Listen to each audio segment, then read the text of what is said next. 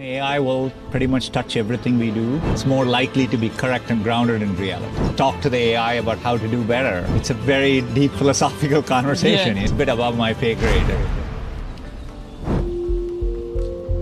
Awesome. Sundar, it is such a pleasure to meet you. Yes, likewise. Thank you for doing it. Just like you, I love AI. I love talking about AI. So I think no surprise today, I'm definitely going to delve into that with you. And with so many AI tools coming out these days and so much going on, I mean, the shift of AI in the space of a year has been insane. And a lot of people feel like if they don't start using AI, if they don't understand AI, they are going to be left in the dust.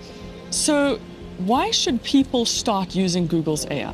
Look, I think for multiple reasons. To start with, it makes your experience better, right? I think using AI, it's going to summarize things for you.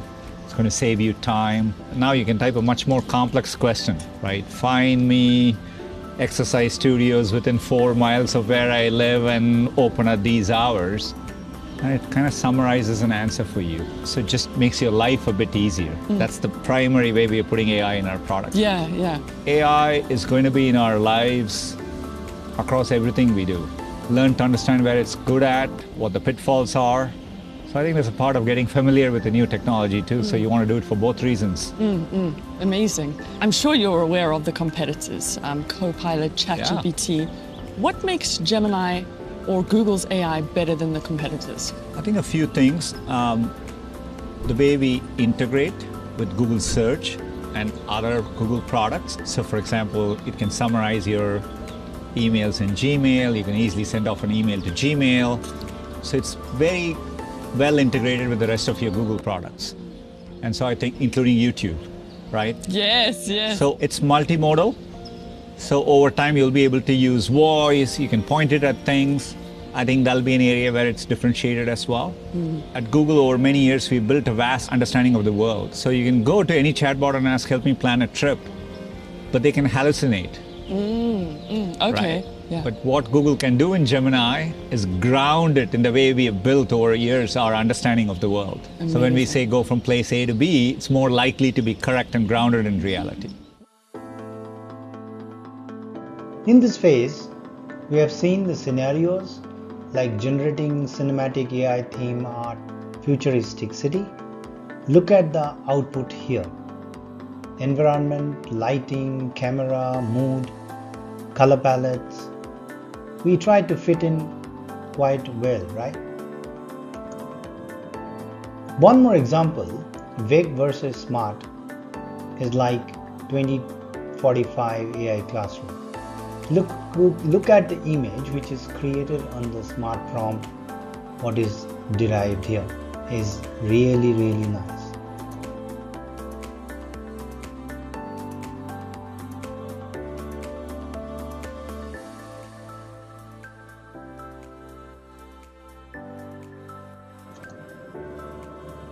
Key takeaways is nothing but the layers.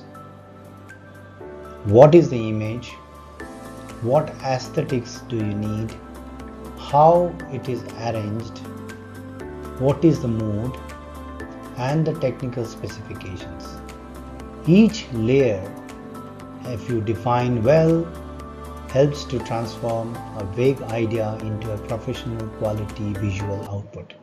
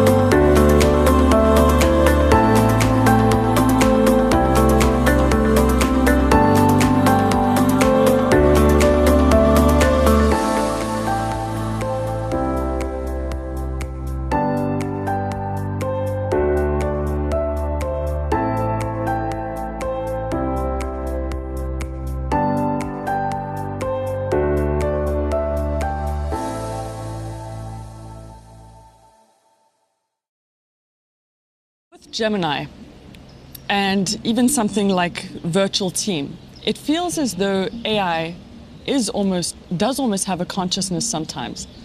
Do you think it'll be much longer until there is some form of AI consciousness that we see, like a real form of it? Obviously consciousness is a deep topic, and it's something that is not yet fully understood. We all feel it, we all perceive it. So I think there's a difference between what it means to be truly conscious AI versus can AI appear conscious.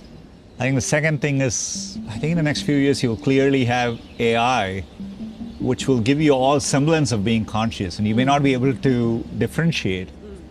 But I think that's a very different question from, is it actually conscious? Yeah. Which is a more profound question, and it's a very deep philosophical conversation. That's true. How do I know you are conscious, right? How do I have a way of knowing it? And so I think, it's a bit above my pay grade, I think, to answer that question. Yeah, I think you're right. It's quite an interesting topic that could go on for days actually. Yeah. And so for the people who do use these AI tools and who do adopt them, whether it's in work or just their day-to-day life, for those people and the general public, what do you think AI is going to look like for them in the next 5 to 10 years? I think you're going to have some AI which you can talk to or ask to help, and it's going to be available for you, right, at your fingertips. If you're in Google Docs and you're typing something, it corrects your spelling and grammar. Yeah. You take it for granted. But AI is going to be there like that for pretty much everything you do in your life. You may be getting ready for an interview and you would just talk to the AI about how to do better, right? And it won't even seem strange to you that you're going to do that. So that notion, it's what, we showed glimpses of it with Project Astra today. Yeah. Right? And the fact that there's an AI, it's based on our multimodal model, so it can see what you see. Yeah. You can talk, you can ask it to reason about the world. And remember, it's just at the early stages, and these things are going to progress pretty fast. Yeah, so it sounds to me like you're saying it's almost going to be more magical and in more people's hands, so to speak. Yeah, I like that.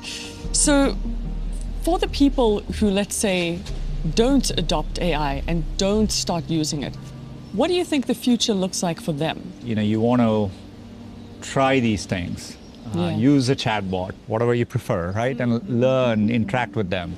People can express themselves in a variety of ways. But I think you will have a leg up if you can understand the technology, right? It's an important change. It's happening at a faster pace than previous technologies. Yeah. So learning, becoming familiar with it, learning how to use it, I think will give you a leg up. With the Gemini now coming out, I've seen, when going on Pixel devices, your prompt to now change from Google Assistant to Gemini. So is Google Assistant fading away? The right way to think about it is, over time you will have Gemini powering Google Assistant, right? Okay. They will become one and the same thing. As we go through this transition, Gemini can do everything Google Assistant can do. It's going to be there right at your fingertips to help you. Now that Gemini is on Pixel devices, what do you think people are primarily going to use it for? I'm sure you've got user data already about what people are using it for the most. So what do you think that's going to be that you predominantly see people doing with it? People ask it for ideas, right? I think the most common ways we see people using it is they want somebody to brainstorm with them, right? I found myself using, hey, what should I do for Mother's Day? Sometimes you're just trying to understand something very quickly. I'm like, hey, Gemini, is this food gluten-free, right? And in a world with Project Astra, that gets easier. You can ask Gemini to look at the food, and it can answer it for you.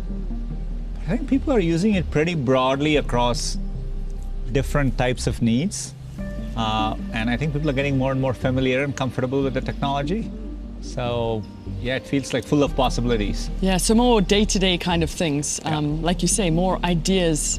I like that about, kind of Mother's Day or gift ideas or excursions. Yeah, but I think like you saw today, people may want to go to a place and they say, well, what should I do for a week? And we're going to make it much easier. We're going to try and help you plan that. Right? Those are the kind of new features we are bringing into Gemini. Absolutely. But there's a lot we can do more. My final question is, what is your hope for AI in the future? Like, where do you hope this ends up going in the end? I think the biggest way we hope is what looks like a technology is just infused in a way that makes our lives better.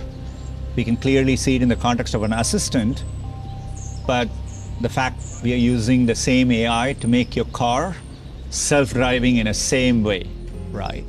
Or using AI to better discover drugs that can target difficult diseases. So you should view it, I've compared it in the past to electricity or fire, So I've called it more profound than that. You want to think about it in that deep, fundamental way. And just like today, you don't think about electricity, it's there everywhere. The AI will pretty much touch everything we do, and has a lot of potential to make things better. There are obviously pitfalls which we need to be careful about and make sure we tackle them.